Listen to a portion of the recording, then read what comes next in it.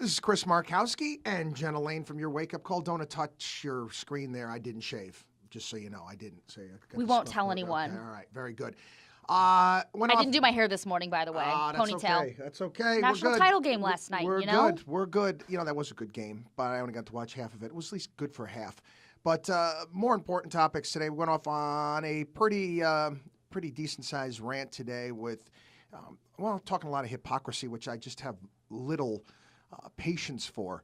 As our regular listeners know, I find it kind of interesting how everybody is all bent out of shape in regards to the president not going, and it was a symbolic moment, and everybody's arm in arm, and it could have been great.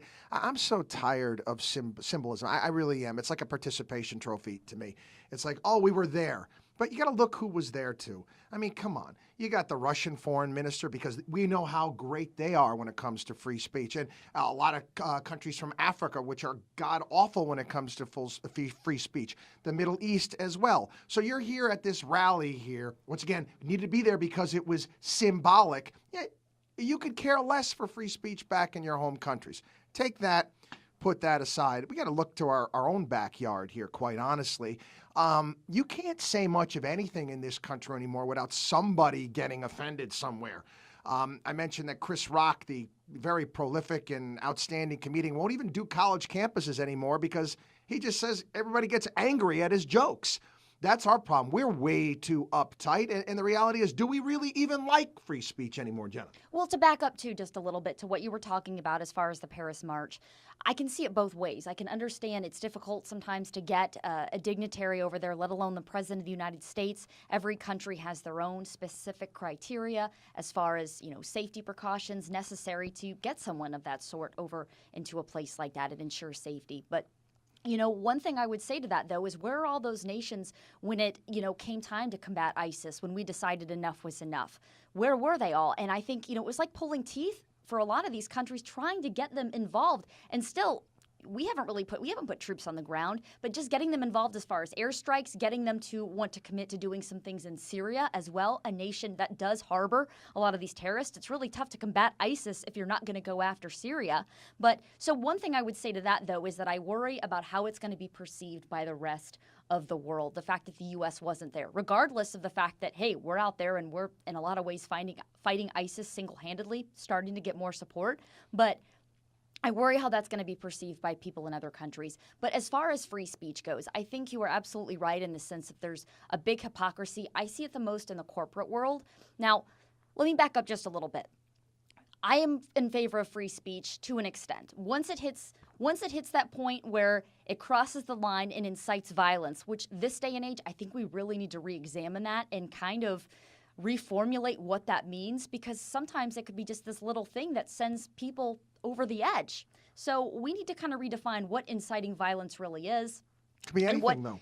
Exactly, and that's where it becomes difficult. With communication law, those weren't the types of things that Ohio State won a national championship, and there was fires in Ohio that incited violence.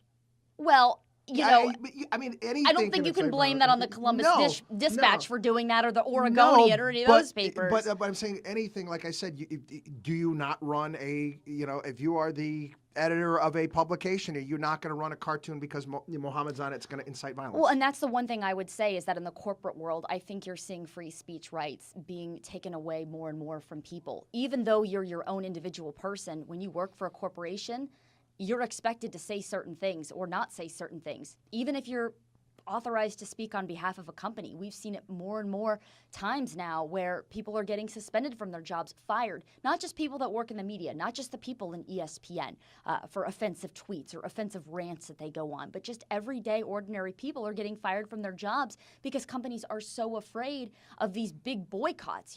They're so afraid that they're going to have this sit-in because suddenly, much like they had at Chick-fil-A, because this company is quote unquote not friendly to gay people. Well, they're just speaking forward about their family values. And so I think that, again, we really need to draw the line, especially when it comes to corporate free speech. Otherwise, I think you're going to continue to see that being taken away from people more and more again. And then in the newspaper industry, it's sad to say, but they're hurting for advertisers. I think that, while granted, this particular publication in France, they're fine. They've said, you know what, this isn't going to stifle us one bit. We're going to continue to put out this stuff. But at the same time, a number of papers, I think, here in the United States, because they're hurting for advertiser dollars, I think that they might crumble at the hands of some of these big corporations who don't like some of the things they put out there. And at the same time, generate so much revenue for these papers and contribute so much as far as advertising. Well, in that sense, then you can basically buy good editorial content.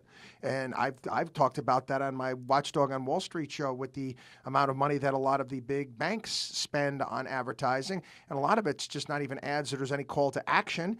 It's just so much just buying an ad. And they say right there in their ad contracts, they're saying if you're planning any negative editorial coverage about our company, pull all of our ads. And that's the case, and we really don't have it. Your news is bought and sold, which is... It's PR. Like I said, as long as I'm going to be on radio, not going to be bought and sold. I don't care who's advertising. Anyway, been great. We'll see you next time.